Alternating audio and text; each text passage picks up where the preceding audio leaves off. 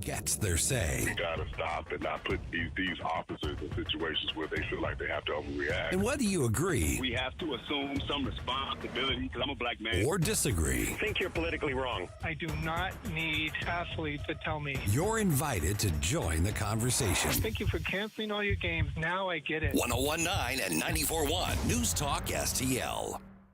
This hour of News Talk STL is brought to you by Stifel, serving investors for over 130 years. Contact your Stifel financial advisor at stifel.com. That's STIFEL.com. From the News Talk STL Weather Center. Nothing new to report. The heat rolls on. The high today in the mid-90s, maybe 95, 96 degrees this afternoon, putting that heat index up near 110. It is really going to be awful out there today. Could see an isolated afternoon thunderstorm, but not much rain expected. Lows near 80 tonight and tomorrow, possibly even hotter, getting close to 100. And those heat index readings obviously over 110 as well. It will turn cooler for the BMW Golf next week. In the First Alert Weather Center, I'm KMOV meteorologist Kent Earhart. I am an atheist. I really am a liberal. But I'm also a conservative. No matter your side, I'm a Democrat. I'm just a bit angry, frustrated conservative. no matter your inclination, I'm probably a liberal, maybe more in the middle. we are here for your place to talk about it. I'm the progressive liberal Democrat that you said is afraid to call you. St. Louis is number one for conservative talk. And I'm sure we'll have a robust conversation. News Talk STL. This hour of Colombo Company brought to you by Gutter Pros. Water goes where we tell it. Call 314-656-7195 or visit them at gutterpros.com.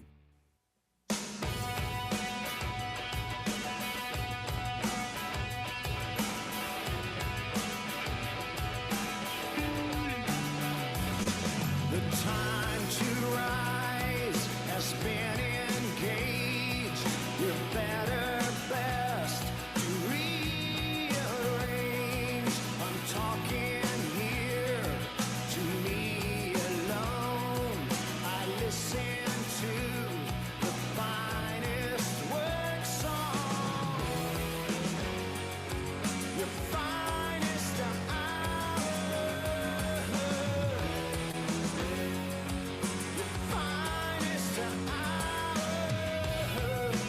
Hello and welcome to Colombo and Company on a Thursday afternoon. This week is absolutely flying by. Thank you for being here with us as we've got another packed show for you today. Lots to catch up on as we get you the latest, political drama. It's only going to get worse. I talked about this leading up to the primary elections last week here in Missouri, where we were election crazy, just, preparing for the elections and talking about all the important races and things that were on the ballot. And it felt like, okay, once we get to election day, we'll take a little bit of a break. Nope, there's no break. We are right into midterm election season, both here in Missouri and across the country. So there's lots to talk about in that regard. There's things to talk about and catch up on when we talk about the latest with Iran. There's some interesting things happening with some old friends. Nancy Pelosi has made it back into the news today. Elizabeth Warren has made it back into the news today for, as you can probably guess, some pretty ridiculous things. So I look forward to talking about those as we go through the afternoon. We are going to, in the 3 o'clock hour this afternoon, we are going to talk to my co-host for the Bluff City Outdoors Show, which you can hear every Saturday morning at 11 a.m. There is, there's always good stuff to talk to with them about. On Saturdays, we keep it very fun. We talk fishing and bow hunting and trapping and all of these things, but and we avoid politics on the Bluff City Outdoor Show on purpose because it's the freaking weekend, and we want to have some fun and talk about fishing and hunting and trapping and being outside and all of those good things. But both Mike and Mark, very politically knowledgeable and active in various ways. So, and Mark, being a small business owner also in the area over there in the People's Republic of Illinois, it's just great to have an opportunity throughout the week to dig into some of these issues with Mike and Mark from the Bluff City Outdoor Show that we don't get a chance to talk about on Saturday. So looking forward to that. Dr. Randy Tobler also going to join us in the 3 o'clock hour. He'll be with us right at 3 o'clock, so a little less than an hour from now. Speaking of great Saturday morning programming, as I mentioned, the Bluff City Outdoor Show, Saturday mornings at 11 a.m., the Randy Tobler Show, Saturday mornings, 6 to 9 a.m., right here on News Talk STL. Always a great perspective. Dr. Tobler is one of those guys, and believe me, I know the feeling, that can sometimes rub, the people the wrong way. Like the people, I always think it's funny when it's like, when somebody says, like, we're supposed to be on a team, or we're supposed to, like, don't air Republican dirty laundry. It only helps the Democrats. And I've never understood that. I've never understood that perspective, because that is exactly the problem with the Democratic Party. It's one of the biggest problems, is that they have made it in that party so strict, and the now progressives that run that party have set a standard of, you either agree with us all the time, you fall in line and you agree with us all the time, or you're not in the club anymore. And that's why that party has allowed itself to get so far extreme out to the left. I'm not saying that the conservative side of things are going to do the same thing, but, as a very libertarian-minded conservative, there's certainly things that this Republican Party does that drive me crazy. And it's important that we call balls and strikes on our own side. And Dr. Tobler is one of those guys who's not afraid to have those conversations. So I think they're great. Very compelling, interesting conversations with Doc. And, of course, not only can he talk about all of the political issues and all the things that are happening in the news cycle, but an absolute perfect expert whenever we're talking about healthcare or any type of, medical or healthcare issue that's in the news. Nobody can explain what's going on behind the scenes, the swamp part of healthcare, better than Dr. Tobler. So looking forward to talking to Doc at about 3 o'clock this afternoon about some of those issues. Thursday afternoons, we also like to talk local politics, and today we're going to be joined by Mike Ferguson from Mike Ferguson in the Morning. He's putting a little overtime in this afternoon. I want to talk to Mike about the reactions and the impact of last week's elections in Missouri. And, Mike's been covering local politics especially for decades. And so another just perfect example, perfect insider to have these conversations with, because a lot of decisions need to be made by Missouri Republicans here in the next few months as we head to the midterms, and then we get ready to start the new legislative session in January. What are they going to do after the voters of Missouri have spoken on Amendment 4?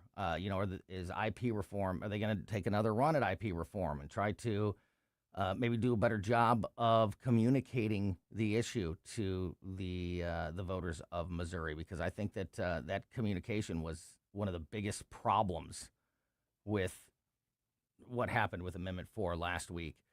Are they going to take another run at the income tax issue, or are they going to move on to other issues like personal property tax or other things? And what do voters want from them? And what do they want? What Missouri voters, what do they want these lawmakers to focus on here at the end of the year and heading into the new year? So really interesting conversations, and I want to dig into some of that stuff with Mike Ferguson. He'll be with us a little bit later on this hour, about 25 minutes from now. And in a little less than 10 minutes, we're going to talk to, actually just over 5 minutes, we're going to talk to Virginia KRUTA from the Daily Wire. Lots going on in this world. And as I mentioned, I want to update you on what's happening with Iran and some other things. And you can read Virginia's articles on all these important stories every day at thedailywire.com. And she's a veteran herself, so especially when we're talking about these military stories and things like that, she's just got a great perspective on all these things. So it's going to be a packed show. Got a lot of great guests coming up, a lot of great company coming over today on Colombo and Company. So we'll dig into all of it as we go through the day. Let's start with a couple of these. I don't know if these are a little bit I don't know if you would consider these to be a little bit lighter, but certainly a little bit different than some of the stories that we have been talking about recently, as we've got some of these old familiar friends' names popping up in the headlines today. As I mentioned, Nancy Pelosi and Elizabeth Warren both finding themselves in the headlines. We're going to start with Nancy, because this is a great one. And I actually wrote an article about this, my own article. You know, Virginia writes articles every single day. And, you know, I write one or two a year. And I did last night. This story really, it just, you know, like all of the irony, all of the lies, all of the, you know, just the reminder of who Nancy Pelosi is. It was really interesting to me. So I have a little article up on our website, newstalkstl.com, that you can read as well if you want to learn more about this story. But Nancy Pelosi has called out everyone that saw Joe Biden's mental decline in office, but didn't act on it. You would think that would apply to her, right? But no, it doesn't apply to her, because according to Nancy, she never saw the decline. What an unbelievable way to try to pin blame on people, admit the truth about Joe Biden having struggles and being a mess in especially the last 2 years of his administration. But the problems were there from the very, very beginning. Try to be that person that's like being transparent and calling, you know, we just mentioned calling balls and strikes on your own side, you know, looking like the person that's willing to call out people on her own side, but find a way to wiggle out of it herself. It's amazing. I don't know how you say something like that and keep a straight face as Nancy Pelosi, but she's very good at that these days. So Nancy did an interview with Politico this week, and she denied knowing anything about former President Joe Biden's mental decline while in office, but said those who did know should have acted on the information. Pelosi said repeatedly that she didn't know Biden had experienced any sort of decline, saying, quote, "I didn't know, but I do think that those who did know should have acted upon that information." There was staff saying the family knew, the family saying that the staff knew. I don't know, but they should have acted sooner. Just incredible that she is, you know. Also, if you remember, Nancy Pelosi always conducted herself and represented herself as somebody who is in control of her party, you know, a leader of that party that has her finger on the pulse of everything, who's always talking to the president, who's always talking to Chuck Schumer in the Senate, who's always talking to, you know, the other Democratic congressmen and women, because she's the best.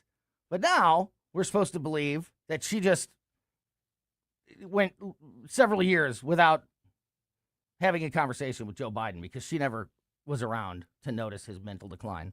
Also, despite many accounts from the D.C. press, people within the Biden team, as she mentioned, staff and family from other people within the Democratic Party that have all said Pelosi was the driving force behind Biden dropping out of the race. How many stories have we done about that? About Nancy Pelosi being the one who was pushing for Joe Biden to drop out of the race, because especially after that debate performance that was so pathetic.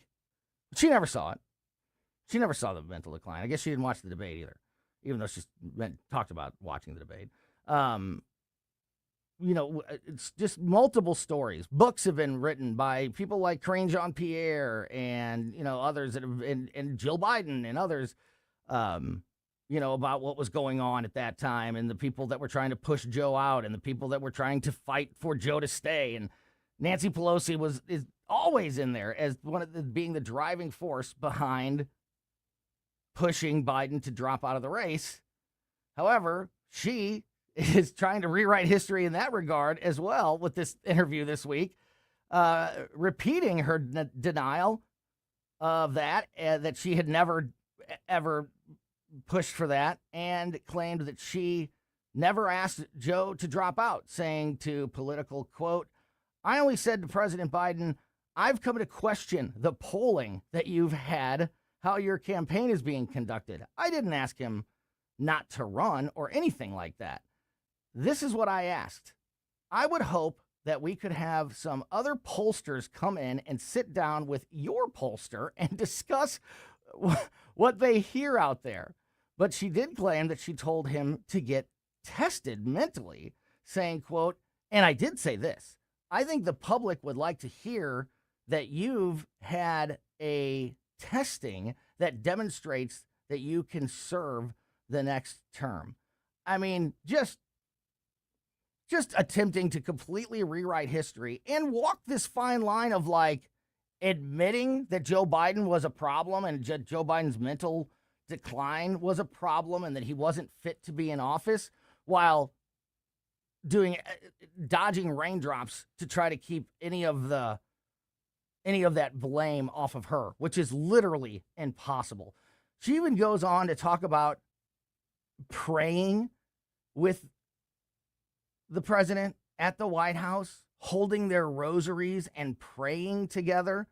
The leaders of the most anti-Christian mainstream political party in certainly my lifetime are praying with their rosaries in the White House in the Oval Office while they're having these conversations about him getting tested. Also, if she's asking him to get tested to prove that he's not mentally declining, isn't that kind of admitting that you've witnessed that decline yourself, which she says she didn't? It's just unbelievable. It's unbelievable, but it's classic Nancy Pelosi trying to rewrite history, trying to protect her legacy in some way. And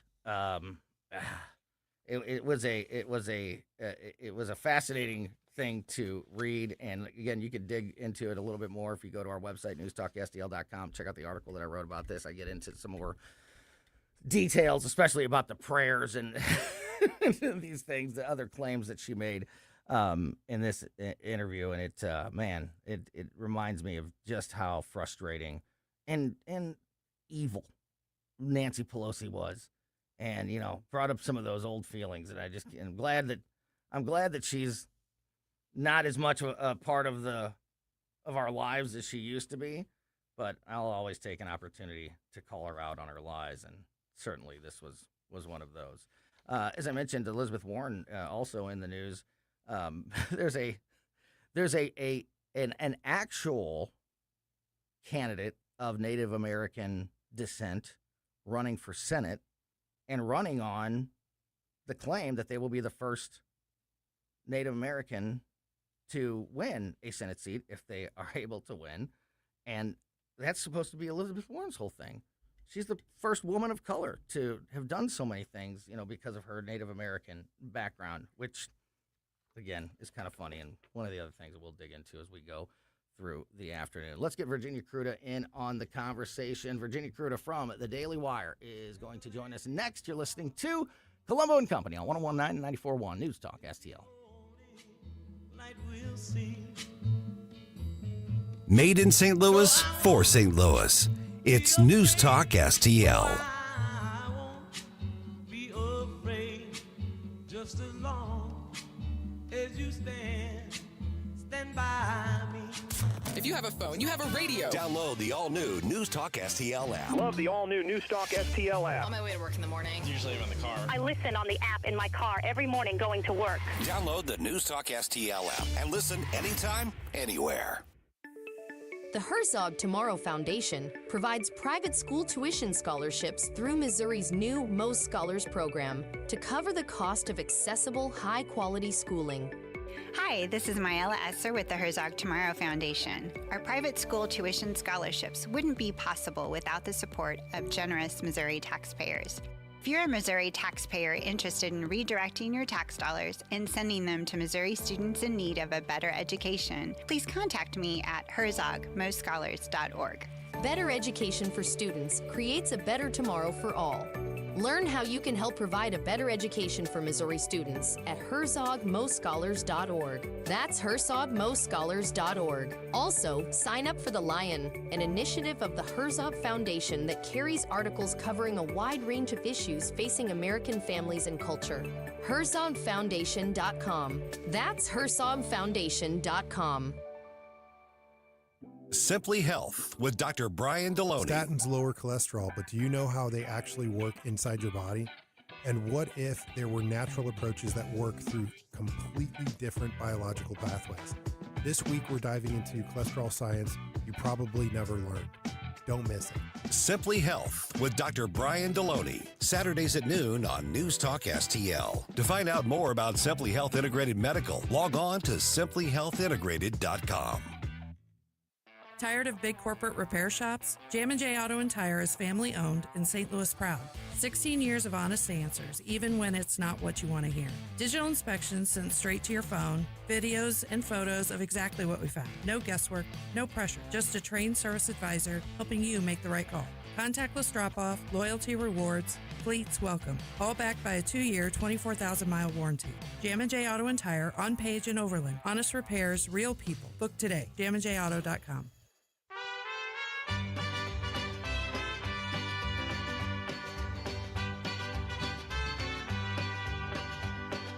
Love is a burning thing, and it makes a fiery ring. Welcome back to Colombo and Company on 101.9 94.1 News Talk STL. As I mentioned, in about 15 minutes from now, we're going to be joined by our morning show host, Mike Ferguson, from Mike Ferguson in the Morning. I want to dig into some of the local issues at hand when we get Mike on the line. And right now, I want to stick with some of the national and international stories as we have our friend Virginia KRUTA from the Daily Wire on the line with us. Virginia, Caroline Levitt stepping down. That could be you. You want to make a run at this? Press secretary? Let's do it. Let's do it. You got to stay on my show every week, though, if you become press secretary. Yeah. Who do you think? I've already, they're already starting the conversation. I've seen names like Alina Habba, who's a Trump advisor, has been in the news, a whole bunch. I've seen her name on the list. Who else have I seen? Stephen Miller, Scott Jennings. What do you think about this position, and how important is it that they get?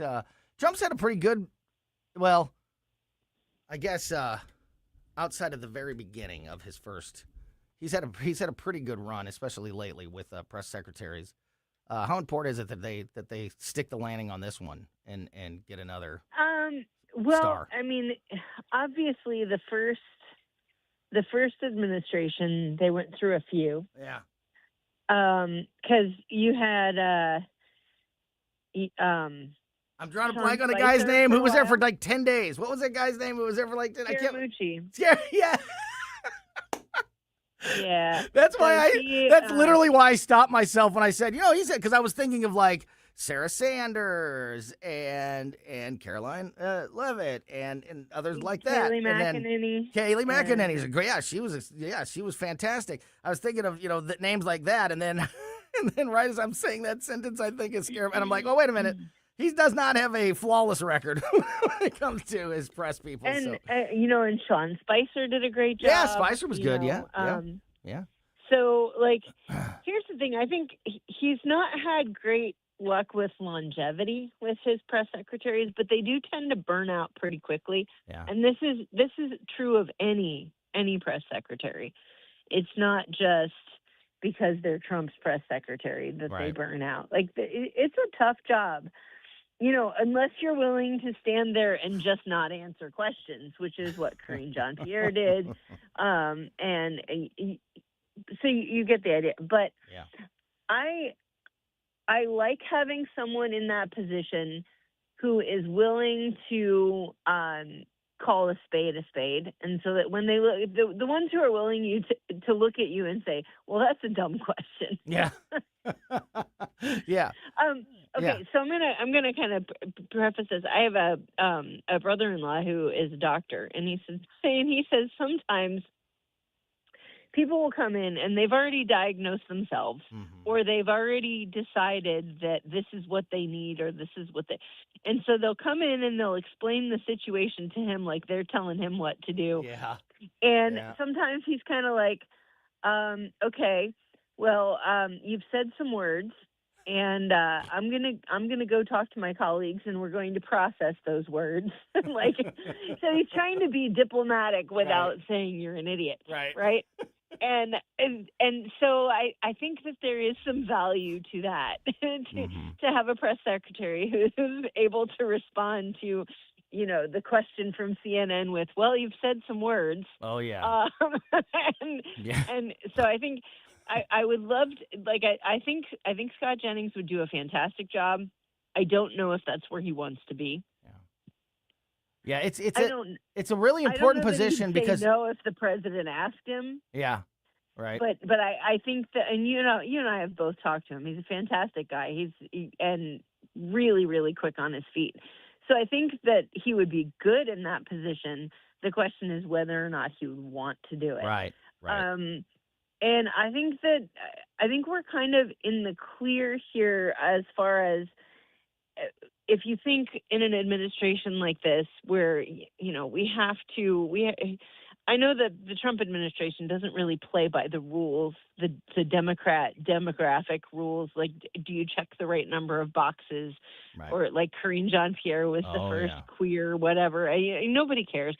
I mean, if we were going to do it, if we were going to say that, we could say, oh, Caroline Leavitt is the youngest press secretary in history and the first one to give birth while holding the job. Right. And I mean, she checks a few boxes if you're. And those would be headlines, by the way, if there was a Democrat in office and Caroline Leavitt. Those what you just said would be. Funny story. Right now, Amy Klobuchar is the Democrat nominee, I believe, for governor in Minnesota.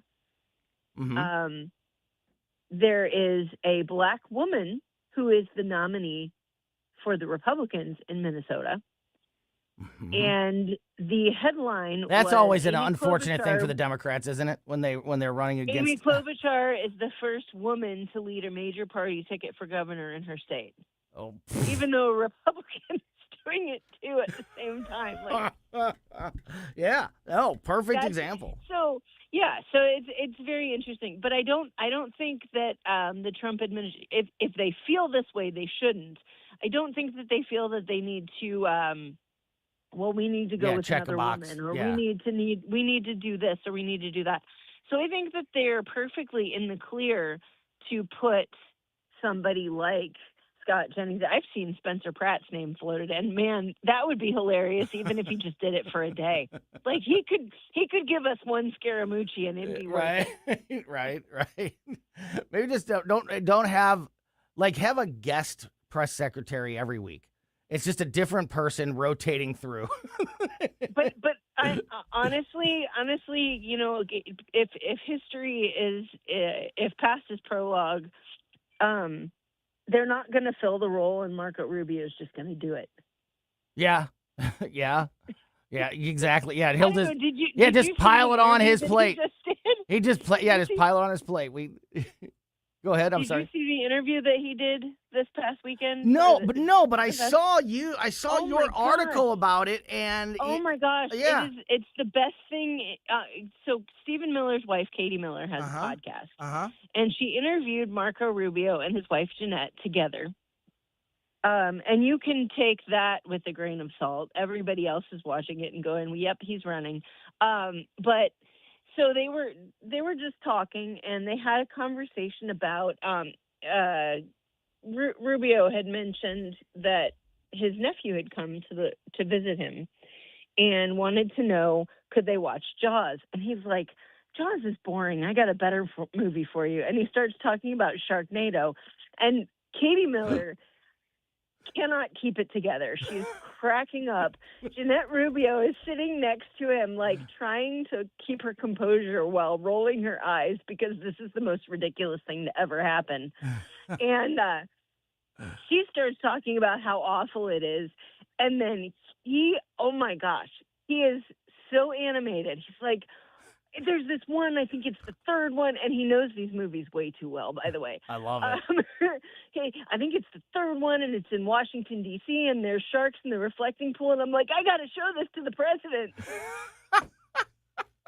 You know what? I love that Can because you believe it? he's a real person. Like, you know, like we do that on this show. We do that. We you know, I make sure that we don't always just get lost in the weeds and talk about all, you know, we're here to inform people on the news and keep you up to speed on the issues. And, you know, that's our job, and we're always going to do our job. But there's other things in life to, you know. And they also asked him, you're going to get a kick out of this. They asked him about RFK's diet, right? The sauerkraut and red meat and whatever. And he's like, that's just insane. You have to travel with like a cooler of sauerkraut. And like, you can't. No, it's great. Well, and then they asked him, had he ever tried any diets like that? And he's like, well, not like that, but he did try keto like 4 or 5 years ago. And he was explaining it as it's like all this protein and you cut out all the carbs and sugar. And it was like a near psychotic event for me. That's what he said. And his wife is like, it's true. Because he's like, man, if I had been on this diet while I was doing this job, I would have been like, Mr. President, we got to bomb Paraguay. And he'd be like, why? And I'd be like, I don't know. I'm just mad. I haven't had any sugar. I need a dinner roll stat. Yeah. That's great. It's so real. It's so like he doesn't, and when he laughs, he doesn't sound like he's like it's not a put on. I love it. It was such a good interview. Yeah. Katie Miller has a bunch of the clips on Twitter, X, whatever. There's a bunch of clips of it, but if you just look up Rubio Katie Miller podcast, it is definitely worth it. Yeah, well, and go check out Virginia's article about it. DailyWire.com. They asked him what was what's the secret to a happy marriage, and he says compliance. You know, for the husband. See, that's great. That's great, and this, you know, to tie that into politics, because you know, it's when you think of like who's next for the Republicans, you know, we're already playing that game. We're already playing the 2028 presidential nominee game. And Rubio and Vance, you know, are usually at the top two. We're usually the only really two in the discussion right now when it comes to Republicans. And, you know, I'm not ready to have a debate on who's better, Rubio or Vance, but I know that like when I hear those names and then you hear you read stories about the top contenders on the left, and the names are Gavin Newsom, AOC, J.B. Pritzker. Like, holy cow! Just compare the two. That gets better. Compare the two sides. I mean, it's just Gavin Newsom just went to Michigan to do a couple of fundraisers and appearances for Saeed for El Sayed. Oh wow!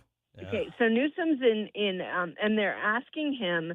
Or not fundraisers for him, just fundraisers for Democrats in general. But he just happened to be in Michigan.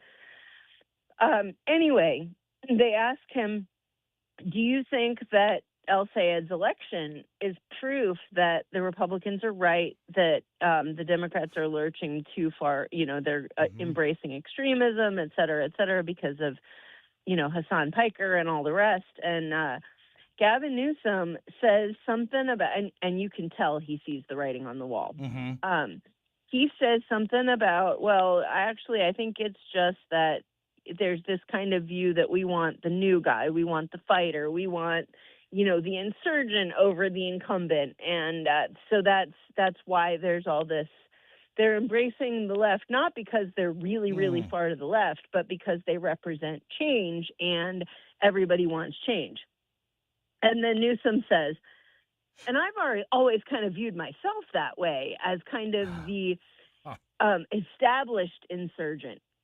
Oh, boy. Yes. That is. So he's trying to piggyback. So you can tell he's definitely trying to figure out a way to save his own career while supporting the young, but while making it look like he's supporting the young upstarts. And twisting his way to try to be everything to everybody. You know, I'm the one who's looked at as the liberal conservative. So, you know, I'm there for everybody. Yeah, what a joke. But that's awesome. But yeah, go and check out Virginia's articles, dailywire.com, including the Rubio, which I'm glad you brought that up, because I was one of the things I wanted to ask you about, just because of your headline, Rubio dives into Jaws versus Sharknado. I was like, you got me. Yeah. I gotta know what this is all about. Virginia KRUTA, thanks as always for your time, my friend. We'll talk to you again very soon. Have a great rest of your day. Thanks. Yeah, awesome stuff there. Virginia KRUTA, dailywire.com. Check out her articles there every day. And, of course, she's with us every Thursday here on Colombo and Company. All right, we're going to switch the conversation to some of the local issues, some of the fallout from last week's elections and the direction that Missouri politicians are going to go as we head into the midterm elections and then into the next legislative session. And we're going to be joined by our very own Mike Ferguson from Mike Ferguson in the Morning. He's putting a little overtime in this afternoon to talk to us next. For podcast articles and more, find us on newstalkstl.com. The ring of fire, the ring of fire. Tim Jones and Chris Arps in the afternoon. Houthi rebels just struck another trade vessel off the coast of Yemen, killing 6 people. We'll ask Steve Bucci who really has control of the Strait of Hormuz and the Mideast waterways at 4:20. Tim Jones and Chris Arps, weekdays at 4 on News Talk STL. Hey, it's Vic Porcelli. We're sitting here with our great friend, Chris Cooper. Hi, Chris. What's going on, Vic? How are you? I hear you wrote another book. This one's an e-book. Is that right? The Business Owner's Playbook for Financial Clarity. So it is a great book for entrepreneurs. It's a very short guide. Give people, business owners, the ability to understand key questions that are important, such as succession planning, legacy planning, getting the IRS out of our pockets, right? Because do you like paying taxes? I do not. I don't think anybody likes paying taxes, right? That just makes sense. And then always talking about protection. And then the other thing from a business owner perspective, what is the biggest asset a business owner has? Probably their business itself, right? We need to make sure we understand what the value of that business is as well. So this new book, I'm sure, is incredibly expensive, right? How much? No, it's a free resource. Oh, it's free. We provide guidance, we provide education, because we want to make sure people feel educated and understanding, because sometimes you don't know what questions to ask, and we need to make sure we help arm people with information to ask the right question. Reach out to Chris and Stacy today at SerenityWealthNow.com. Investment advice offered through Fortis Capital Advisors, LLC. JC's Wayback Machine. Sunday is the anniversary of the King falling off the throne, so we'll crack open our extensive Elvis file. The Beatles performed at Busch Stadium this week in '66. We'll remember the stadium worker whose only job that day was to keep the boys from being electrocuted. And who are these people who talked to the Post and expressed mixed reactions about GNR being here Sunday? Brought to you by the Weber Automotive Group. It's JC's Wayback Machine. Every Saturday night, 6 to 9. On News Talk STL. Your trees do a lot for you. Shade, beauty, curb appeal, but are they safe? Clever Tree Service has been protecting St. Louis homes and landscapes for over 20 years. Pruning, trimming, removal, stump grinding, even 24/7 emergency storm service. Fully insured, eco-friendly, and always focused on you. From Kirkwood to Chesterfield, Webster Groves to Wildwood, your neighbors trust Clever Tree Service. Visit clevertreeservice.com for your free quote today. This hour of Colombo and Company brought to you by Gutter Pros. Water goes where we tell it. Call 314-656-7195 or visit them at gutterpros.com.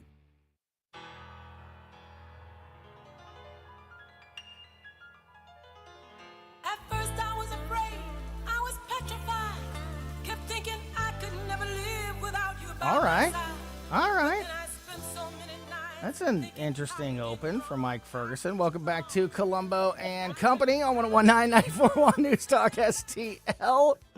Mike Ferguson from Mike Ferguson in the Morning, putting a little overtime in this afternoon, joining us on the line. How are you, my friend? I'll survive. Yeah, there you go, babe. Well done. I wanted to talk to you because Thursday afternoons, Wednesdays and Thursdays especially, have been traditionally days that we focus on local issues, local politics, things happening in Jeff City, and as I mentioned earlier, Mike's been covering Missouri politics for a long. I don't want to give away any ages or anything. We'll just say a long time. And so I thought a perfect person to talk to, following last week's elections, or I guess it's been a little bit more than that now. It's crazy how time flies. But we've already shifted gears from being hyper focused on those primary elections to now getting ready for the midterm elections, both in Missouri and across the country. And then obviously these lawmakers are gonna the impact of these elections that are happening this year are going to weigh heavy on what they're going to do in Jeff City this coming January when the new session starts. First of all, you and I haven't really had a chance to talk too much since the election. Before we even get into those things, what were some of the biggest, especially now that we've had time to digest the results of these elections and things like that? What are your biggest takeaways from the primary elections and your biggest things that you're focused on with Missouri issues in the wake of those elections? Yeah, I mean, obviously, let me start with the last question. What am I focused on moving forward? It's all about Amendment 3 in November. I don't know that there are going to be too many candidate races for state rep or state senate or anything like that are all that competitive, just because that's how they've drawn the districts. So the voter turnout and whatever energy comes to the November elections on the Missouri side is probably going to be all about Amendment 3, and I would look for the opponents of Amendment 3, your Planned Parenthoods and ACLU and all them, to pour tens of millions of dollars trying to defeat that. But when you look at the elections that just happened, I think what you saw was a couple things. One, overall, Republicans in Missouri are still looking for conservative candidates overall. Secondly, voters really pounded the Republican plans in amendments, obviously 4 and 5. So that was, that I voted for both of them. But when you lose by 20 and they get 20% or 23% and that sort of thing.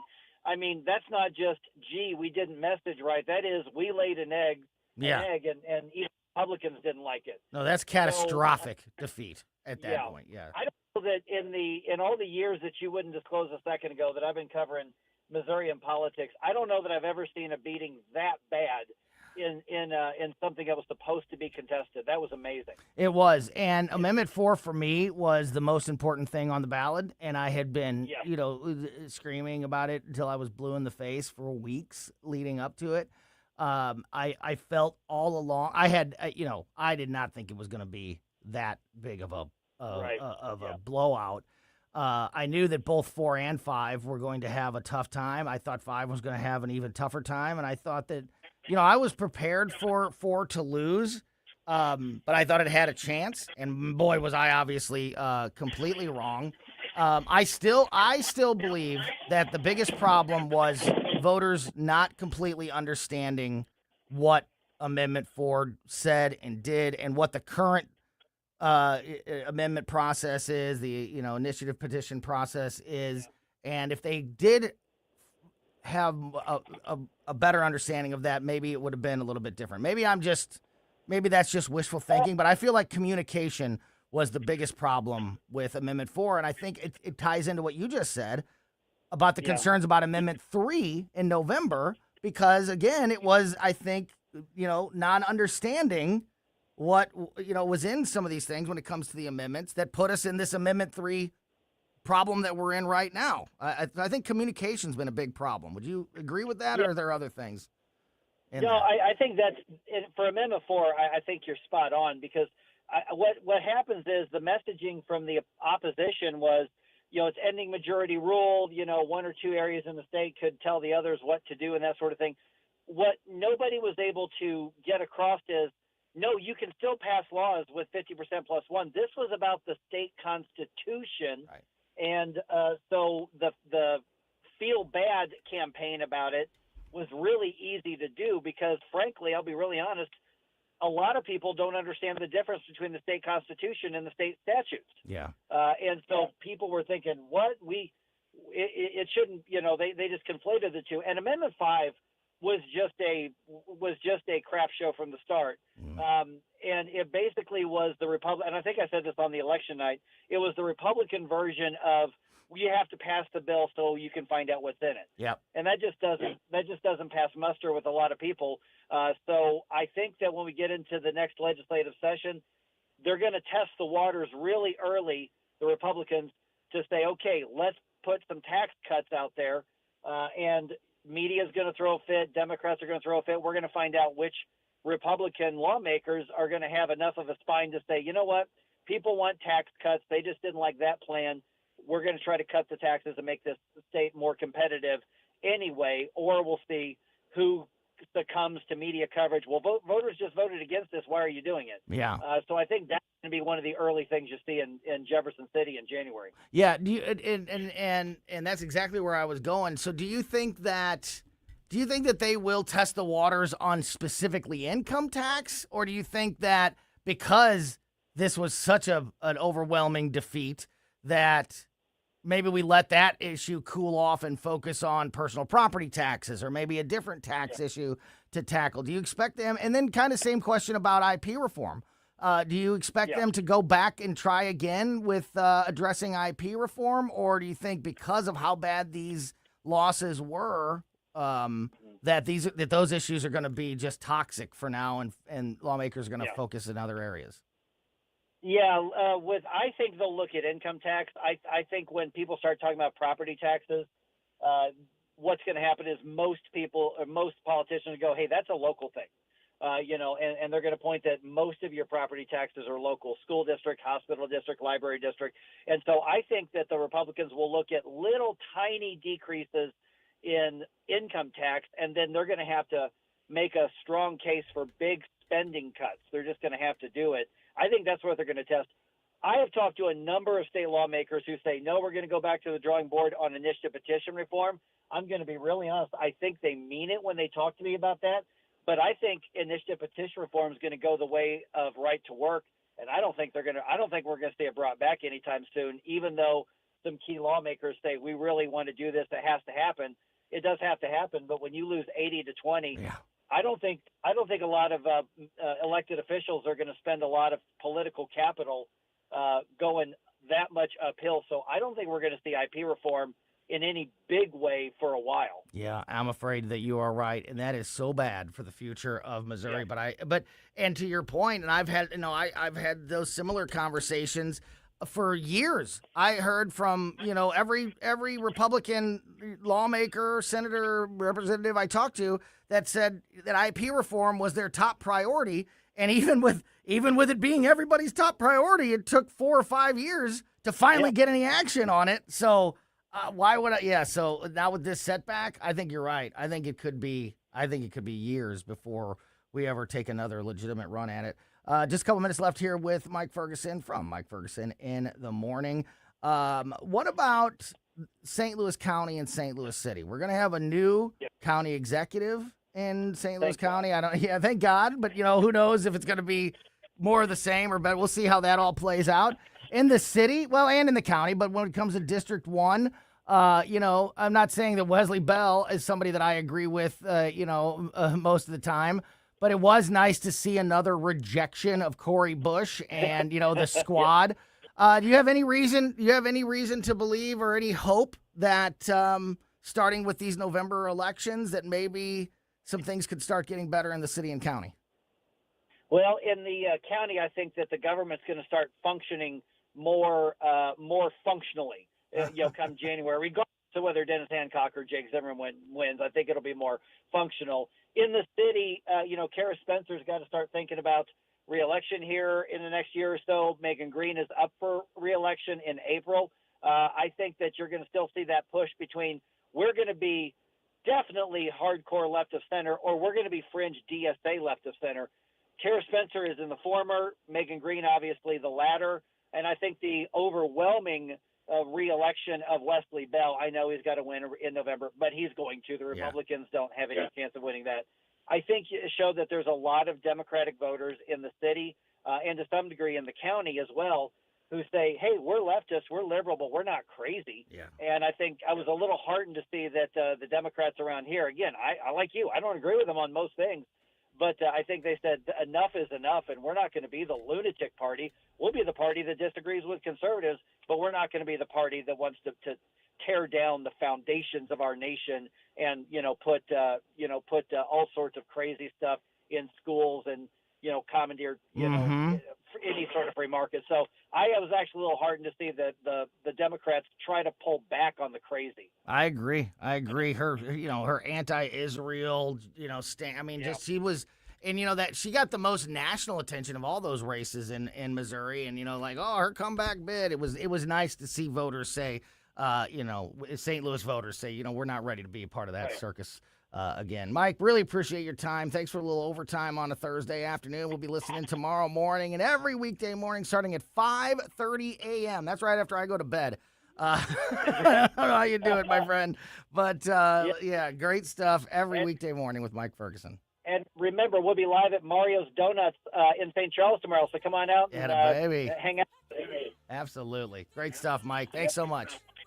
Have a great rest of your day. Yeah, awesome stuff there. Mike Ferguson in the morning. Again, 5:30 a.m. to 9 a.m. every weekday here on News Talk STL.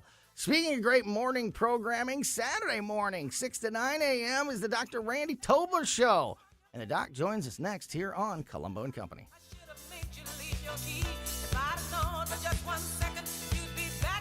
Springtime in St. Louis, and if you hate to paint, do what your neighbor Mr. Rob Miller from Harvesttown Auto Body in St. Peters did. He called Rhino Shield. Rob, what was the thought process for going with Rhino Shield as a business owner? My family's business is over 10,000 square feet, and it did not have the curb appeal I wanted. Rob, tell everyone how the experience was with Rhino Shield from start to finish. The process that I liked was when you came out, you gave me all of these options that would fit my building. Our building was really faded. I don't want to have to paint my building again. 25 years is a long time to not have to worry about the outside maintenance of your building as far as paint. That's a no-brainer. That's why Rhino Shield worked for me. Are your neighbors jealous? I would be if I was them. Thanks, Rob. Now it's time to call 877-25-RHINO. 877-25-RHINO or 877-25rhino.com. Genius. Don't paint, don't vinyl, go Rhino Shield. Never paint your house again. Rhino Shield. Hey, Jamie Ullman here for Window World. Did you know that Window World offers a lifetime warranty that covers all parts, glass breakage, and labor? They are one of the only 2 replacement windows with the Good Housekeeping seal of approval. Window World St. Louis has been owned and operated by a group of born and raised St. Louis residents for more than 23 years, and now Window World is offering 36 months same-as-cash financing with approved credit. Call them today, 800-GET-WINDOWS for a free in-home, no-pressure estimate.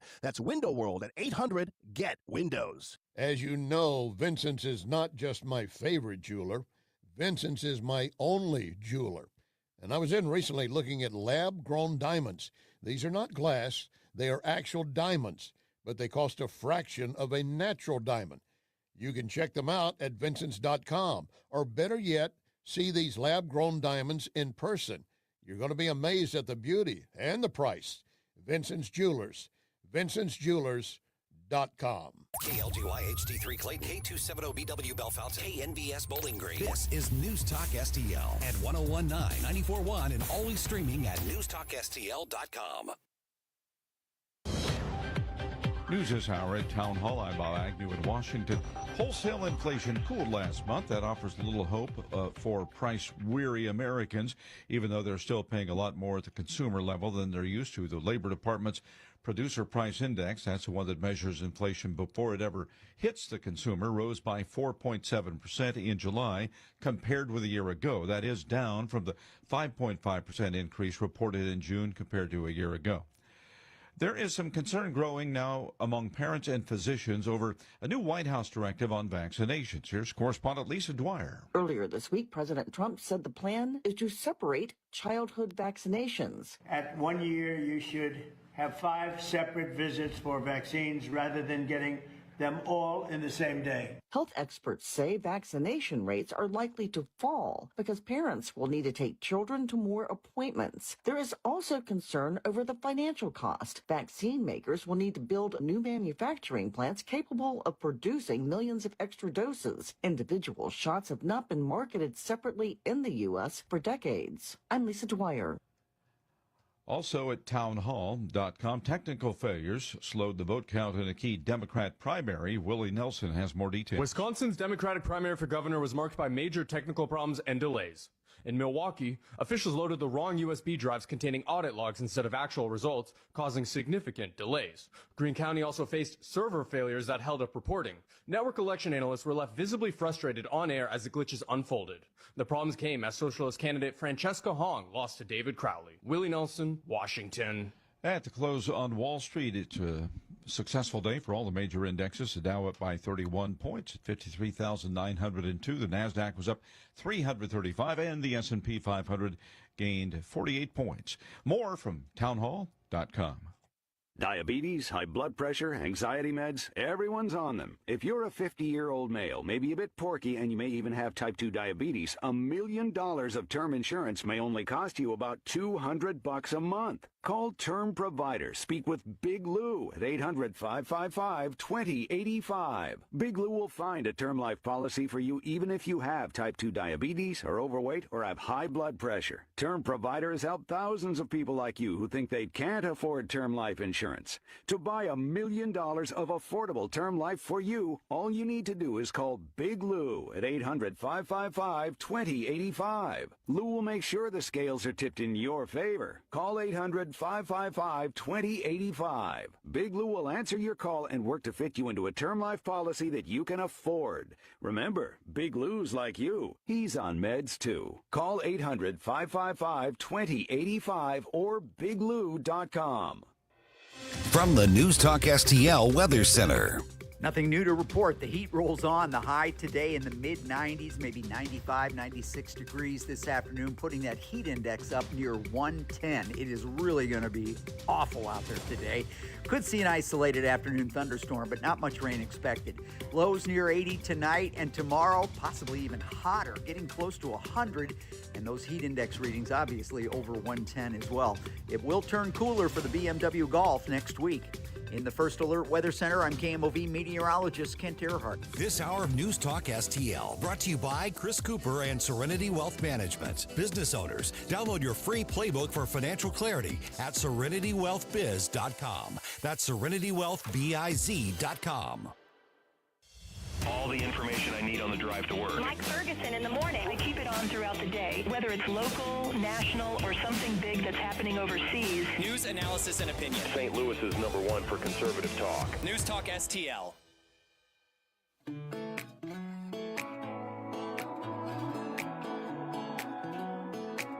Yeah, I've been throwing down the whiskey.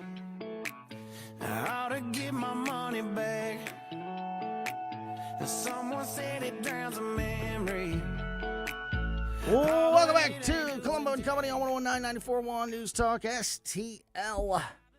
Great stuff with Mike Ferguson and Virginia KRUTA, and at the 2 o'clock hour there. Coming up, we're going to talk to my co-hosts from the Bluff City Outdoor Show. Local professional fisherman Mike Marfell is going to be in studio. So is the owner of Bluff City Outdoors, my co-host on the Bluff City Outdoor Show, Mark McMurray. Bluff City Outdoor Show every Saturday morning, 11 a.m. here on News Talk STL. And speaking of Saturday mornings, 6 to 9 a.m. every Saturday morning is the Randy Tobler Show, and Dr. Randy Tobler is on the line with us now. Doc, thanks as always for your time, my friend. How are you? Hey, great. How you be? Everything good? Hanging in there, just trying to keep up with the madness. Don't even know where to start. I know that I want to talk about. I know that I want to kind of have some fun with Elizabeth Warren, and I was kind of talking about Nancy Pelosi's most recent round of lies earlier in the show, and I want to kind of get into some of that, nationwide politics here in the United States. But it's important to keep an eye on, to keep up to speed with everything happening with Iran. And this has been a This has been a particularly frustrating week, Doc, for me when it comes to the situation with Iran, because I've mentioned this, multiple times this week. We started the week with a statement from the president saying that he's backing off the military strikes and that, sort of approach that we had seen last week and the prior week, and he's backing that off and going back to more negotiations, and he said he's allowing the economy, the sanctions and, the things like that to continue to damage Iran more than the military, and I just feel like that's a step backwards in the wrong direction. And then on top of that, this week has been especially frustrating with the way that they are talking on the world stage. Monday Iran listed their 6 demands for American behavior correction that must happen before the Strait of Hormuz opens, and then they're demanding concessions the next day from the United States government. So I feel like we're backing down, and they are just continuing to be that little dog. It's always the little dog that is the loudest. They can't back it up, but we're allowing them, I think, to make us look very weak on the world stage. And it's been I feel like this week we've kind of turned a corner, or maybe like turned around and taken multiple steps backwards in the situation with Iran. What do you think about where we're at this point with this conflict? This is absolutely speculation. Yeah, Tony. I love it. But Let's the fact speculate. that I thought of this, probably one of the first things that crossed my mind, and that I thought of this possibility, maybe tells us something about my confidence that America is going to come out looking really good on this. If it happens, it won't happen very soon. Caroline Leavitt resigned. Mm-hmm. And if this thing continues, and Caroline Leavitt is one of the smartest people on the planet when you look at the way she speaks and the way she's so forthright, so knowledgeable about things, I think she's probably a pretty smart and analytical person. And if I'm her, and I'm on the top of the mountain in my career, and now I want to be a mom, by the way, that's very, very important. Mm-hmm. I think that is a driving factor. But I'm trying to be a mom, and I'm on the top of the mountain right now, and it's been a pretty good ride with, the borders are closed, and, despite what people say, the inflation is moderating, and people do have a little more money in their pocket. And then there's this Iran thing. And looking in my tea leaves, I'm not sure this midterm thing looks good. And I really like being on the top of the mountain and going out, a winner. I don't know. I'm just wondering. I don't feel optimistic at this point. I just don't. I think maybe this thing was not calibrated properly in terms of the munitions it would take in view of the munitions we have. He said last week, hey, yeah, we're okay on the maybe a little short on those high complexity missiles. Those are the ones that are doing the damage where we want them to do them, with minimal collateral damage and preventing attacks when the incomings are taken out by Patriots, last time I checked.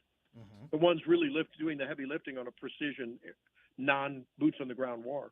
But we got all that's great. We got all the ladyfingers and the little firecrackers we have. We don't have many fountains. We don't have any mortar shells. But we got the ladycrackers, and we got those smoke bombs. We can have a lot of fun with those. And I just and maybe I'm hoping against hope that, hey, the sanctions are really, really working, and they've decided, wow, man, this is going to be cat's meow. Just wait. I'm not so sure. These people want to die in battle, the Iranians. It is not only a threat to them, but an honor to them if they die in battle, to the very last one of them. They are ideologically delusional and psychotic, but that's their reality. And, you're dealing with crazy people. Mm-hmm. And maybe we just didn't estimate their craziness, their resolve, their motivation.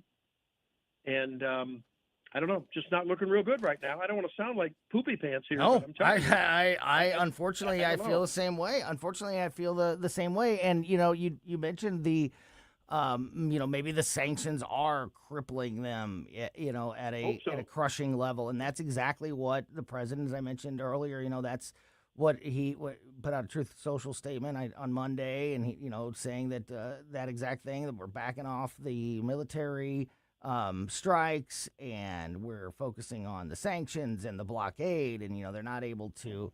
They're not able to rebuild, and they don't have any support, and this is going to cripple them, continue to cripple them and their economy. And maybe all that's true, Doc, but can we respond to the threats and the tough talk?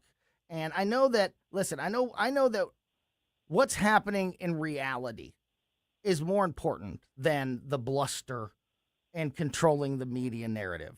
If they are truly being starved out and on their last legs, that's more important than smacking them down when they issue the 6 demands for American behavior correction. But I know this.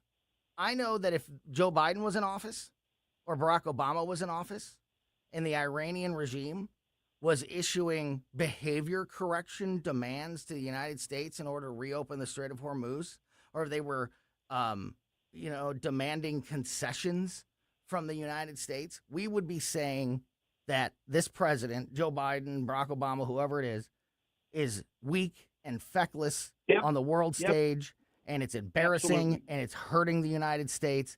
We would be all over that president. So Donald Trump deserves that same criticism, and I don't understand why we're allowing them to have such a powerful position. Just not necessarily in reality, but certainly in the optically when it comes to the international media. I don't understand why we're allowing that, and we're not putting them in their place immediately. Wouldn't that just show such a better example and force of strength and control of the situation? I don't get this strategy or why we're allowing it to play out this way at this moment. What are your thoughts? My fear is that we don't have much of a choice. That really we don't have the firepower, or we don't have the precision, even if we had the firepower, to avoid collateral damage and civilian damage to the point that it would turn the Iranian citizens against us. Yeah. And it could be that we do have the technology, just not enough of it. That's possible. Yeah. Well, and you're right. Go ahead. And look, here's the other thing. We've got Russia and China back there, certainly giving them armaments. Who knows what else? Are they funneling money, food? I don't know what else they're doing. So they're getting some back end support on that end. But one thing's for certain, Tony, you're not getting an invitation to Mar-a-Lago very soon. Neither am I with this kind of talk. Well, you know what? Look, there's a lot of things that this president has done that I think are great, and I think that he deserves, a lot of credit for, and doesn't get the credit he deserves in many cases. Yeah. But this has not been good. This is not the entire Iran situation has just not played out in a good way. Yeah. And when it started, I felt like we did that first week or two. I felt like we were making all the right decisions, and this is proof that this is that President Trump here we go. Finally, somebody that is treating these people and handling this situation the way that we should have done decades ago, instead of the kowtowing and the bowing and all of this that Obama and Biden did. It felt like this. Here we go. This is refreshing, and this is going to be so much better. But ever since that, just first couple of weeks, it's gone. It's been terrible, and I'm afraid it's going to be a scar on on Trump's legacy, and also possibly have a massive impact on the midterm elections in a couple months. I mean, imagine how the rest of the world, who probably does in some sense, I think they respect the United States. I don't know how much respect. They certainly don't like Donald Trump. There's a few, Mark Rutte and NATO and whatever. But I mean, for the most part, all of them are going like, wow, this guy, he denigrates us, he insults us to our face, whatever. Now, and truly, he calls them out. Good for him, and they don't like that. So there's a lot of animus against Donald Trump. And now look at the appearance. Put this all together. You have the President of the United States at a time when the Iranian regime is now signaling it will not end its fight in the Middle East until Trump is out of office, saber-rattling, saying we've got the upper hand. The rest of the world is reading, they're listening to Al Arabiya and reading, the other things too, right? And you got the President of the United States being shuttled in a catering cart, carrying those god-awful rolls and stale pasta, because it's possible that some lunatic nomad with a shoulder-fired rocket could take his plane down. That's not a good optic for the President of the United States. That's a great point. When he cannot finish the job. Yeah, no, it's a great point. I'm just talking the way the world looks at this. Yeah, and I agree. Certainly his opponents, you talk about an energized Democrat, whether they're DSA Democrat or not, it doesn't matter. You talk about some energy and some wow. You talk about, hey, man, we got some swag. Now we were right. Yeah. And this guy looks so feckless and weak. We got this, man. Yeah, and the frustrating thing. Yeah, I'm with you, Doc. And the frustrating thing is, as I mentioned before, there are lots of good things that he's done and shown that he has the resolve. He's done a great job with shutting down the border. I did a story earlier this week. I think it was Monday. Was the 1-year anniversary of Trump putting in the Washington, D.C. Safety Task Force, where he was able to use the National Guard and the Marshal Service, and he has cleaned up D.C. He has, all the things that states like Minnesota and Illinois have complained about, about ICE coming in and other, National Guard troops coming in. The president can do a lot more. He's got a lot more leeway in D.C. than he does in the states, obviously, and it should be that way. But he's showing that he was right. The crime has dropped tremendously in D.C. over this year. I know people that work in D.C. and travel to D.C. who have said, and have done so many times over the years, have said it is night and day, now than it was a couple of years ago. It's Trump has shown that he can, that he can do big things and have success, and that just calculates into the more confusion of why we seemingly have bungled the Iranian situation so much. How can you be so good in this area and not? I mean, even the optics. We've lost, I think, control of the actual actions, and we've lost control of the optics of the situation. And I think it's something that they really need to pull it together on before the midterm elections. It's pretty funny to me, Tony, that you talk about having some intellectual integrity and being honest about things, about if Obama or Biden, who actually were feckless, acted fecklessly, we would have called them on it, and we did.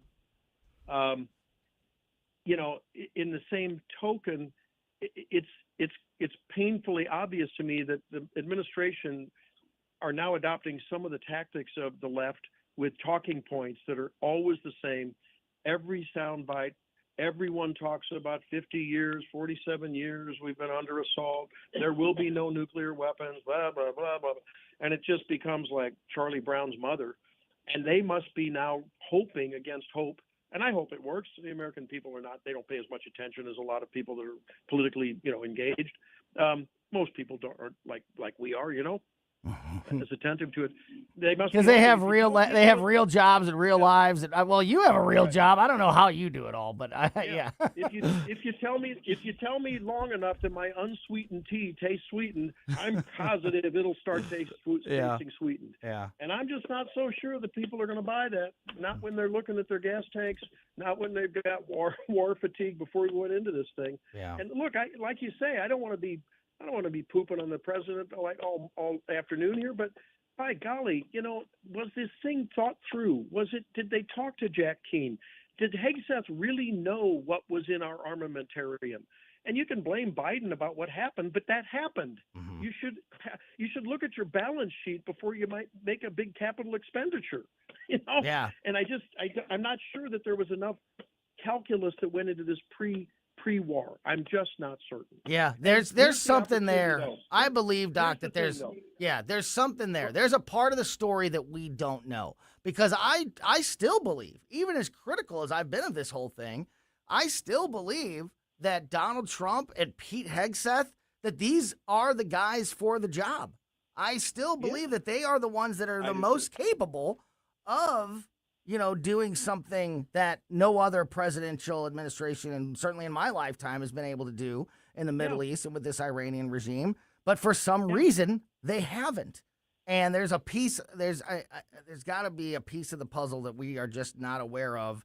And then I think a lot of mistakes have been, have been made also in handling this. But I just also feel like there's got to be some piece of the puzzle that we don't understand, because I know that these guys are capable of doing this, and we just haven't seen that come to fruition, and it needs to. It needs to. The only thing I can think of politically that may buffer the political damage that is upon him if he doesn't somehow turn this around quickly is if he turns, at least on the surface and maybe behind the scenes, makes it perfectly clear that he's told Netanyahu, you must now join this fight in a real way. Yeah.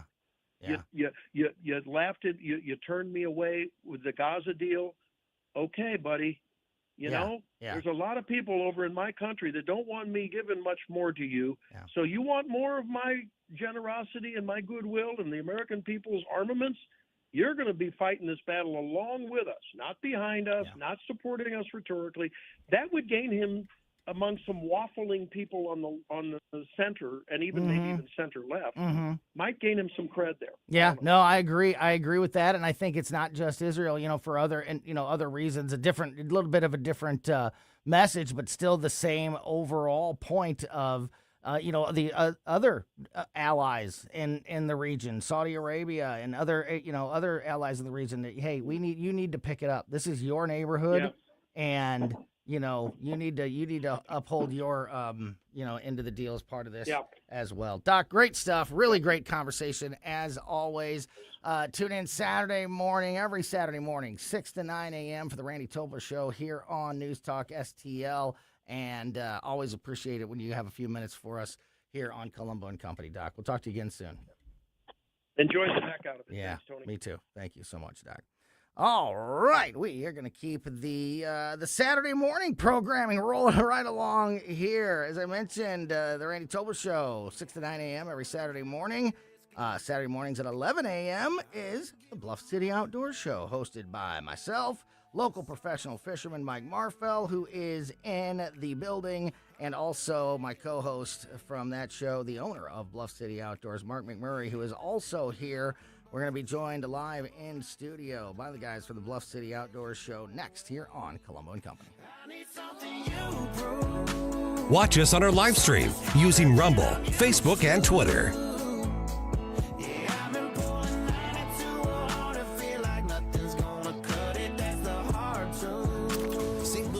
Place to talk. Freedom of speech is one of the anchors of our society. News Talk STL. Fox News commentary with Johnny Joey Jones. Next. Most investments today feel like second jobs. Real estate, you're a landlord. Stocks, you're a day trader. Crypto, you're a full-time researcher. You've got a life to live. Your investment should help you live it. That's why more Americans are choosing gold. Noble Gold has helped thousands protect their future with real physical gold. Visit NobleGoldInvestments.com to get your free wealth protection kit. That's NobleGoldInvestments.com. Past performance may not be indicative of future results. Investing in precious metals, including gold, involves risks. Consult with your tax attorney or financial professional before making an investment decision. Here's Johnny Joey Jones on the Democratic Socialist of America. When you talk about abolishing prisons, abolishing police, stuff like that, now you're getting more radical as far as people's daily lives. I will say this, though. According to Gallup, 66% of Democrats have a favorable view of socialism. So it's not mainstream. Maybe what brand of socialism, what professor you had in college and how they presented it to you, maybe that has something to do with it. But when you think about, now a solid 2 generations when we look at millennials and now Gen Z that are coming into adulthood and have had college professors preach this to them. It becomes much more palatable to people because they see the academic romanticized version. They're not even listening to the actual politicians and some of the radical ideas. They're just picking up on that word socialism. And the truth of it is the stretch from Democrat, Socialist of America, and communism is how palatable they're trying to make it for people to want to vote for them. For more commentary like this, go to foxnewspodcast.com. Dude, this house is perfect. Crumbs everywhere, sticky counters. I've already texted the colony. Sweet. I'll bring my 500 cousins. This'll be the biggest ant rager of the summer. Let's party! Wait, oh, what's that sound? Oh, no, it's those trucks with the green wheels. Party's over, man. Party's over. This is Derek, the owner of All Solutions Pest Control. We'd love to help you out. Give us a call today at 636-486-7888 to learn more about our special $67 offer. If a pest-free home is your goal, call All Solutions Pest Control. I'm Dr. TJ, owner of the Institute of Natural Health, co-owner of Optimal Nutraceuticals, and the host of Wellness One. Wellness One is designed to cut through the nonsense and provide you common-sense science-based information regarding health and wellness. On the show, we discuss topics like thyroid health, gut health, hormone optimization, and many others. Our show airs Saturdays at 10 a.m. and 2 p.m. and Sundays at 11 a.m. and 3 p.m. right here on Newstalk STL. And you can visit us at inhstl.com. That's inhstl.com. Dozens of out-of-state law firms are crashing into St. Louis trying to get your business. My advice, rely on a hometown firm. Under Law has been here for years. There are lawyers raising their families right alongside yours. And when you're injured by someone's careless actions, you are entitled to full compensation. You want lawyers who will not bend to big insurance, but will stand defiantly protecting you. Under Law, O-N-D-E-R, underlaw.com, under wins. Producer Joey V of the Tim Jones and Chris Arps Show here, reminding you, don't waste a buck on movies that suck. Listen to Joey V's Movies Fridays at 5:45 for reviews you can trust. Brought to you by Harry J. Steakhouse, Freddy's Market, AAA Motor Speedway, and Best Buy Flooring. On the next Larry Connors USA. The story behind the story. Big Mama Thornton and other black artists who did not make the big money white artists did. Larry Connors USA. Now weeknights 6 until 8 on News Talk STL. I don't know how I let this happen. But who? The girl next door, you know? I don't know what to do. So it wasn't you. Alright. Honey came in and she got me red-handed, creepy with the girl next door. Welcome back to Colombo Company on 101.9 94.1 News Talk STL. Thanks again to Dr. Randy Tobler for joining us in that last segment. If you missed that conversation or if you missed anything in the 2 o'clock hour with Mike Ferguson or Virginia KRUTA from the Daily Wire, just make sure you are subscribed to our podcast because we put the show out as a podcast right after we get off the air every day, and we put it on every podcast platform out there. So wherever you like to get podcasts, wherever you listen to your podcast at, on that platform, subscribe to Colombo and Company, and you'll never miss anything that happens here on the show. I mentioned Dr. Randy Tobler in that last segment. Randy Tobler Show every Saturday morning, 6 to 9 a.m., and then just a little bit after that show ends, the Bluff City Outdoor Show, Saturdays at 11 a.m. here on News Talk STL. Hosted by me and my guests in the studio now, local professional fisherman Mike Marfell. Yo, Tony. Great to see you, Great buddy. to see you. It gives you like 2 hours, if my math's right, to get yourself ready. Exactly. For the Bluff October, City. yeah, exactly. Looking forward to talking to you today and also this weekend on the show about more experiences at the Lake of the Ozarks and the tournament series that you're participating in. Sometimes I have to live vicariously through you. Yeah. I'm going to be got some good ones. The lake this weekend, so hopefully I'll get some time on the water. So if you go down there and don't, there's something wrong with you. Yeah. Yeah. Well, we're going down for my daughter's birthday, but I'm going to try to sneak away and do your normal, get up extra early and go out before anybody wakes up. Exactly. Also in studio, my co-host from the Bluff City Outdoor Show, the owner of Bluff City Outdoors in Alton, Illinois, Mark McMurray. It's great to see you, buddy. Hey, man, it's great to be back. Good to be back. Absolutely. How are things right now? Is it, the heat sucks. Is a bit oppressive. And as Mike always says on the show, the weather doesn't necessarily impact the fish, but it can definitely impact the fishermen. Yeah, especially the older ones. Yes, I mean, nobody really is hardly getting out much. There's a little bit of night fishing going on the rivers. I mean, bite's good.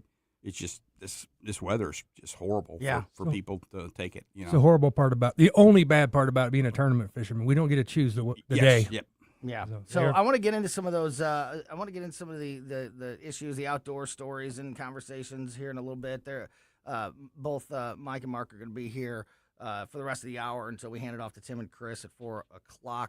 But as I always, the disclaimer I always remind folks of is on Saturday mornings we don't talk any politics unless we have to, unless politics unfortunately bleeds into the outdoor community, which happens way too often. Which it does from time to time. But we try to stick to, it's Saturday morning. We want to have fun. We want to lighten the mood. So we stick with fishing and bow hunting and trapping and stories like that. But both Mike and Mark very engaged politically, so get a chance when they're in here with me on Colombo and Company to talk about some of these issues, some of these stories. Let's get our blood pressure up. Listen, Tony, it's always go. well. This one's more fun, okay. and I said at the beginning of the show, like as I was, talking about some of the stories that are in the news cycle today. We had a couple old friends' names pop up in Nancy Pelosi and Elizabeth Warren, and it's been a little while since we've heard from those two. I talked about the Nancy Pelosi story earlier, and I actually wrote an article that you can read right now on our website, newstalkstl.com, about Nancy Pelosi rewriting or attempting to rewrite history about little memory hole in the end of the Biden administration. She did an interview with Politico this week, Mark, where Nancy Pelosi is calling out anybody, all Democrats, White House staff, anybody who knew or saw Joe Biden's mental decline while he was in office. Nancy Pelosi this week calling them out, saying they should have done something about it. Why is she not on that list? Yes. I mean, you know what the answer is? She says she didn't see it. Well, when you're almost maybe in that same state, you may not be able to notice. You got to concentrate to keep those dentures in. She says she didn't see it, especially when otherwise she would have called him out. So she's trying to talk about twisting yourself in a pretzel to try to be everything to everybody. If you had anybody with a lick of common sense could see it. I mean, it was hiding in plain sight. All the way back to the corn pop. Yes. Yeah. I mean, it was so obvious. So you either in on it or you're just lying to yourself and the public. She admitted in the interview to having, because I mentioned she's trying to rewrite history, as many people are, and we've seen already, just since he's been out of office, we've seen books by Karine Jean-Pierre, by Jill Biden, by Kamala Harris, that have all put the narrative out there of what happened when when they kicked Biden, when Biden had to step aside and Kamala went in. And while there's a lot of conflicting things in there, one of the common stories from that period of time, from all of those different people, and something that we talked about a whole lot from various reports at the time, is that Nancy Pelosi was basically the one leading the charge in the Democratic Party to get Biden to step away. She wanted him to step out of the race because she didn't think that he could win. And, we've heard the reports about her and Obama, arguing about what's the right thing to do and what do we need to tell and Biden and all of these things. And so she, in this interview this week, she denied being that person, saying, I never asked the president to not run, which is it's just not true. I mean, there's just overwhelming evidence that she was the one leading the charge. And I'm not even saying that's a bad thing. He needed to go. I mean, but she says no, but she does admit in the interview that she told him that he should probably get a mental test to prove to the American people that he's okay. How can you ask somebody for a mental test if you've never noticed the mental decline? Yes, it's just lie on top of lies. I mean, it's hard to keep track. They become victims of their own propaganda. Yeah. Is what it is. They eat themselves for sure. Makes no sense. So that's fun with Nancy. And as I said, I have an article up on the website right now. You can I dig deeper into the story and the quotes and her talking about how her and Biden would hold their rosaries and pray in the Oval Office, which and you pray for abortion on demand with the rosaries. Is that what they were doing? The most anti-Christian, party I've At ever some seen. point, lightning's going to strike. When I hope so. I hope so. Lightning striking somebody or somebody actually getting put in jail for their lives. Or a wood chipper. Either way. So, anyway, that's Nancy.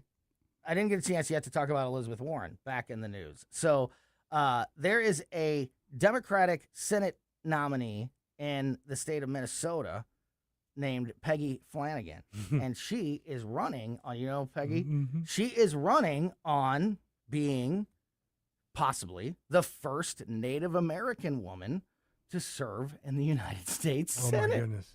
And, Mike, here's the funny thing on this. This is awesome. I haven't heard this. Elizabeth Warren is one of the people endorsing her. The tribe wants her to.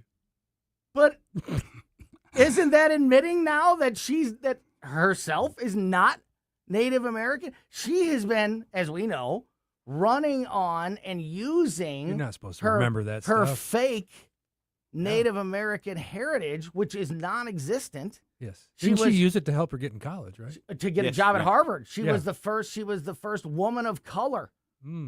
Elizabeth Warren was the first woman of color because of her Native American background to get a certain position at Harvard. She ran on being, the first Native American candidate and all of these things. And now a Democrat that's being supported by Elizabeth Warren is truly could be that first Native American. It's amazing to watch it all come full circle, yes, is it not? It's wild.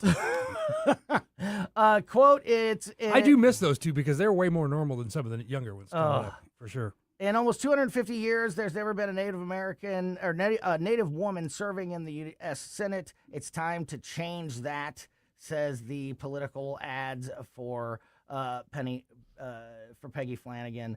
And what a tightrope for Elizabeth Warren to walk when she's out there campaigning for this woman. Wait a second. She just has to admit, right, that she lied if she's going to tout the same message for this. Yes, she would. Candidate. Logic would dictate that, but but logic, is a problem. Peggy Flanagan doesn't sound like an Indian. She doesn't look. Well, like she looks one either. more than Elizabeth Warren. A little bit more than Elizabeth Warren. Well, she's at least got a little darker hair. How, Mark? Seriously, how did anybody take? This has been going on with Elizabeth Warren for like 40 years. Yeah.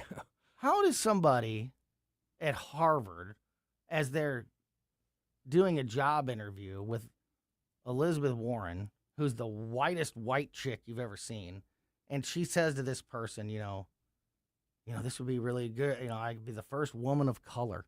How is she not out of the office? Yeah, How is the interview not over at that moment? How has she gotten away with this for so long? Is it people that just don't want to, I don't want to touch the race issue in any way, That's so it. let's just, we're just but- too scared to call out somebody on their It's because lies? their lies are part of their personality and they're just intertwined in those. They'll almost But how does that believe breed anything. such success? Because how is you're- that a positive thing when your lies are so intertwined with your identity? When you've got the government involved in everything, it can be used, to get ahead, and it's insanity run amok. It is. It is insanity run Biden got bounced twice for running for president for plagiarizing and lying in speeches, and he eventually became president. Yep. Oh yeah, Tim Walz Most lying about votes his ever. Tim Walz lying by a long about shot. About being Oh, a boy. sergeant, a master, or Tim Walz lying about sergeant his, major. Speaking of having fun at the expense of those lunatics, did you see Tim Walz golf video? Oh my God, is it as good as Obama it? throwing out a first pitch kind of video? Yeah, he's right Throwing up off the it's wrong right foot. up your alley. Yeah, When you shouldn't be able to run for office. I got to see you throw a baseball and a football. If you can't do that, you're out. It is everything from the outfit to the golf swing. I'm gonna look it up to right now. yeah, and he was just getting torched. Almost for as it. good as his hunting trying to load a shotgun. Yeah, Remember that? right. Yeah. I'm just a regular guy. Just cannot. Or when he played Xbox, I'm gonna run a pick six right here. They cannot It's relate. not a play, dude. They just cannot relate with normal. No, because they're not people, normal. because they're so They far are removed. definitely not normal. Yeah, Virginia KRUTA was talking about an interview that Marco Rubio did recently with his wife on a podcast that somehow devolved into like talking about movies and shark movies. And Marco Rubio started like talking about how much he loves the Sharknado movies. And he's calling out like scenes from different of those Sharknado movies, and he's laughing about them. And, it's like he's a normal guy. Like everybody watches them. Can you imagine Tim They're Walsh? entertaining. You know what's going to happen. Right, but just the fact that he knows what they are and he can, Right. it sounds like, one of your buddies just joking about a movie. He's a normal person. Yeah. Him talking about Pop-Tarts when he's talking about Kennedy's diet was killing him. Right. And then you've got Chuck Schumer, who doesn't even know, how to turn on a grill before you put the cheese on the raw meat. Yeah. Right. He's got his frozen burger patty, trying to pretend to be that he's or grilling back to on 4th of Pocahontas, July. trying to, hey, I'm going to have a beer. Yeah, that was so natural. Yeah, thanking her husband for being in his own house. Yeah. Like it just the Pop-Tart thing was great because I mentioned to Felicia, I went into Dollar General and I said, hey, how could you, the most cheapest way, get 2,000 calories a day?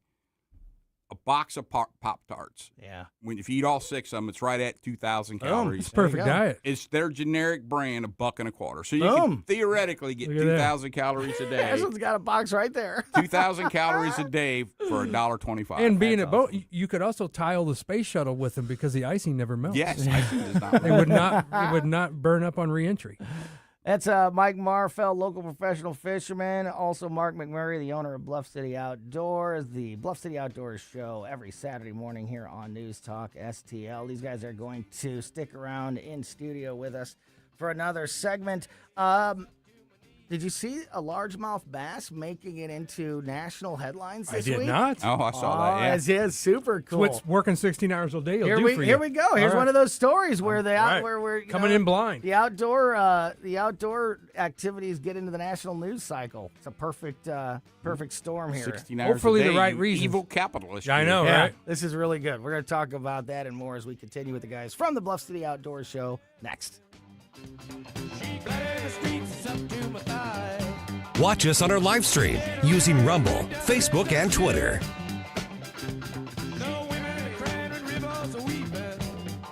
Hi, it's Mike from The Morning Show, and this coming Friday on the 14th, we are going to be broadcasting from Mario's Donut Restaurant on Mugie Road. Hey, it's Susie. I'm going to be there, too. We're all going to be there. We want you to be there with us. Join us. Come have some coffee. Come have some donuts. And, of course, you never know which of our guests is going to show up in person. It's going to be a great time with great food at a great local business, Mario's Donut Restaurant. That's right. You don't know who might be there, so you better come out and check it out and come join the fun. Friday, the 14th, 5:30 to 9 a.m. Life's legal challenges deserve experienced representation.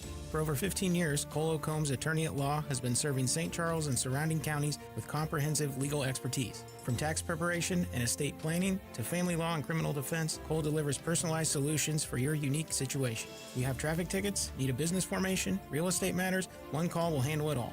Cole O. Combs Attorney at Law. Call 636-949-0010 extension 3 today or visit colecombs-law.com. Tim Jones here for Comprehensive Chiropractic in Eureka, the premier chiropractic and sports performance facility in the region. They've helped me recover from day-to-day aches and pains for years. And here's something special, personal training programs. Whether you're an athlete committed to increasing performance, recovering from an injury, or just want to get healthier and lose weight, their personal training programs will help you reach your goals and stay there. Comprehensive Chiropractic in Eureka, online at cchiropractic.com. That's cchiropractic.com.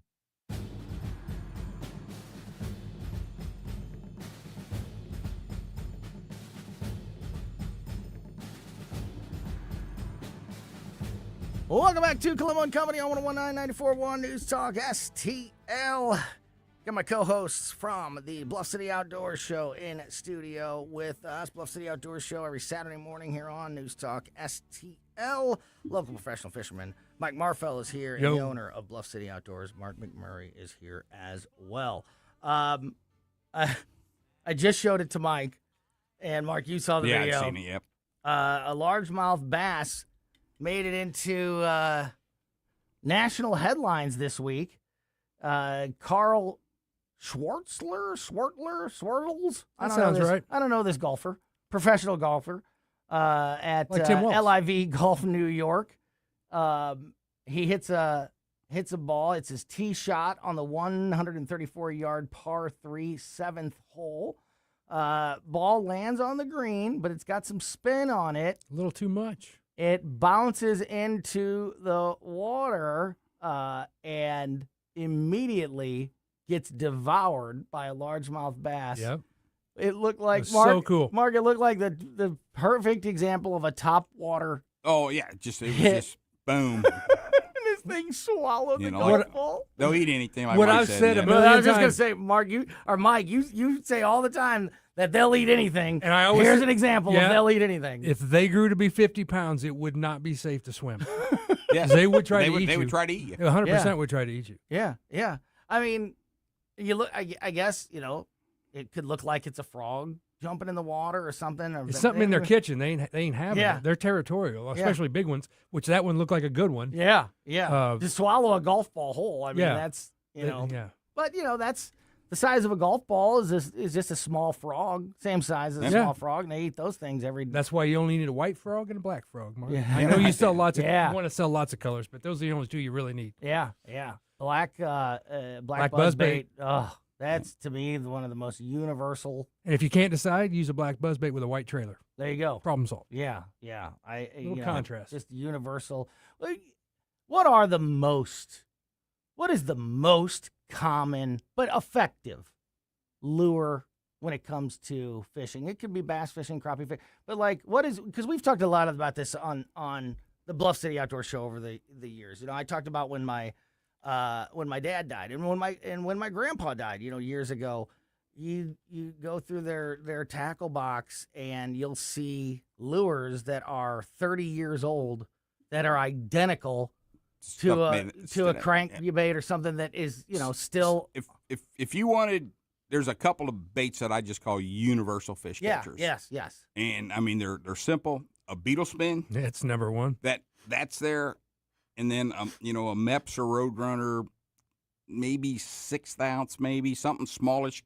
So that a bluegill will hit it, a crappie, everything in the water will hit an inline spinner, and then Roadrunners. Mhm. Those three baits just will And they've all catch- been around for and they've 80 all been years. around forever. Yeah. And they just catch fish today. And They're what we put people in if they say, I just want to go throw some. My number one is I give them a beetle spin. Yep. I said, you put that on, go in your pond, cast it, retrieve it, you're going to catch fish. You don't have to know how to do anything. You don't have to know how to do anything. Yeah. I mean, and they work. Yeah, you can't hand somebody a jerkbait. You can't. Yes, you know. Very specialty. Yeah, where you got to know Right, and if you got the wrong size line, it's pulling it down or floating it up. It's just it's way technical. Beetle spin, throw it out there and wind it back. Yeah. Maps, Yes. same thing. Same thing. Little It's- George might be fourth on that list. Well, Mike, I was going to ask George you. will catch fish too. Yes. Yeah, I was it's an gonna- inline spinner also. Yep. So basically, I was going to ask you about specifically for bass fishing. Mark, the universal sort of even across the board. What are the ones that come to mind? Or the same ones maybe? Like what? no. For me, universal bass. For me, I would if I had to throw everything away and go fish a tournament, everything but one bait would be a jig. Yeah. Because you can drag it on the bottom, you can swim it, you can swim it high in the water column, low in the water column. Yeah. Second would be a spinner bait of some sort. Chatterbait. Chatterbait. Chatterbait's really. And some kind of soft plastic. Yeah. Now, crankbait's pretty specific. I mean, yeah. There again, you got to know what you're doing. There's some technique. There's a line weight, Mhm. there's the speed of the reel, all that stuff. But Mhm. the jig is the most universal. Yeah. In any of your tournament organizations out there, you have your frog only, your jerkbait only. Would somebody just have a jig only tournament, please? It's the most universal bait. Let's do it. When you I want to throw everything away. I just want to use that. I'm sure somebody's going to make a novelty golf ball. Oh, for sure. Probably already is one. Novelty golf ball. Like Mark said, it's like an urchin with a haircut. Yeah. Yeah. My dad loved that kind of thing. And like you said, with bass, like you could A little beer can He could crankbait? he could actually catch a fish with sure. these things and then take a picture and show everybody that his ridiculous lures are actually like a beer can. I rigged up a spent shotgun shell and caught a bass on it just to prove a point. I said, Yeah. if they're wanting to eat, they're gonna eat. Yeah, absolutely. I used to have one in an aquarium, and that's a fact.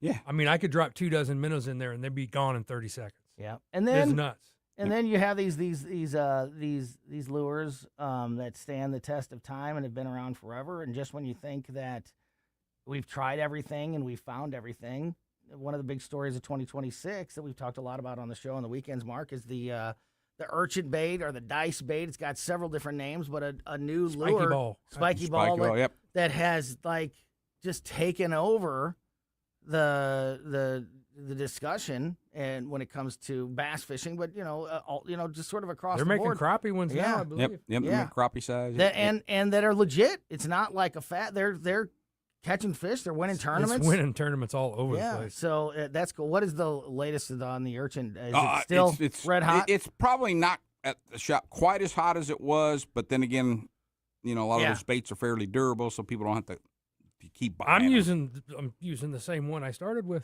Yeah, that's a durable bait. I got two rigged up, one with a treble hook, one with a frog hook, and I haven't, other than to retie them, I haven't done nothing with them. Yep. They're tough. They're tough. It's good plastic. Yeah. Got the guys from the Bluff City Outdoors show in studio with us. Let's have a little Friday fun time on a Thursday here as we wrap things up. I saw this story yesterday, and I love it because we've had this conversation in our house before with our kids, and it's like perfect.